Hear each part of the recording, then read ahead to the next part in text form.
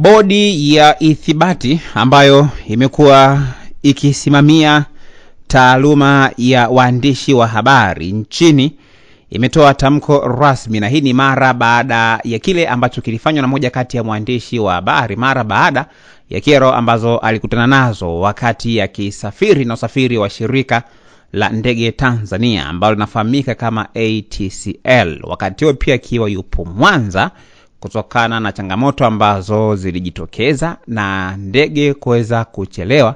Basi akaanza kujirekodi video ambazo pia zilisambaa kupitia mitandao mbalimbali ya kijamii, na huku pia akionekana akitoa matusi kutokana na zile video pia ambazo zilikuwa zikisambaa katika mitandao ya kijamii. Sasa leo kuna taarifa ambayo imetolewa na bodi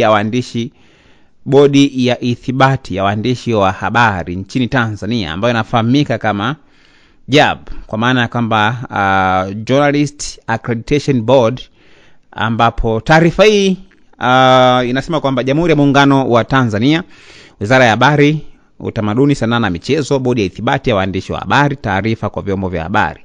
JAB yampa onyo kali mwandishi kwa kukiuka maadili. Dar es Salaam, tarehe 23 Januari ya mwaka 2026.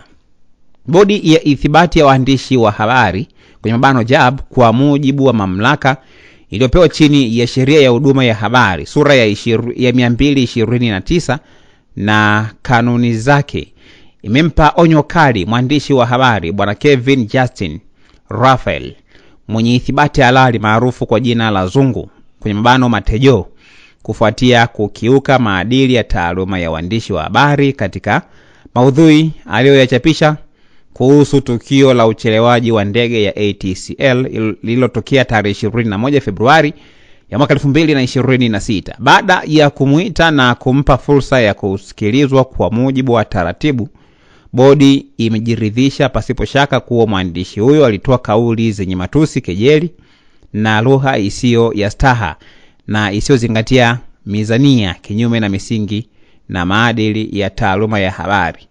Kauli hizo si tu zimekiuka misingi ya maadili ya waandishi wa habari, pia zimeathiri taswira ya taaluma ya habari na kuondoa heshima inayopaswa kuzingatiwa katika utoaji wa taarifa kwa umma. Mwandishi husika amekiri na ameomba radhi kwa makosa hayo. Hata hivyo, pia bodi imemtaka kuondoa mara moja maudhui hayo katika majukwaa yote aliyoyachapisha, kuacha mara moja tabia hiyo na kurejea katika misingi ya maadili, weledi na wajibikaji wa taaluma yake.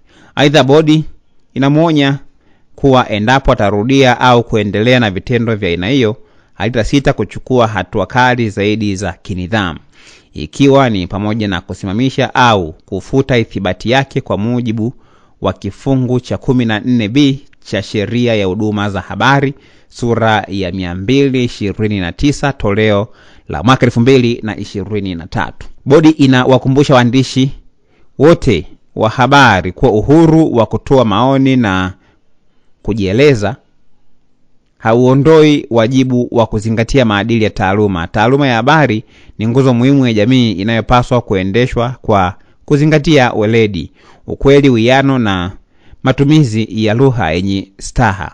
Matumizi ya matusi, kejeli na lugha isiyofaa si tu yanadhoofisha uaminifu wa mwandishi binafsi, bali pia yanaharibu hadhi na heshima ya taaluma ya habari nchini.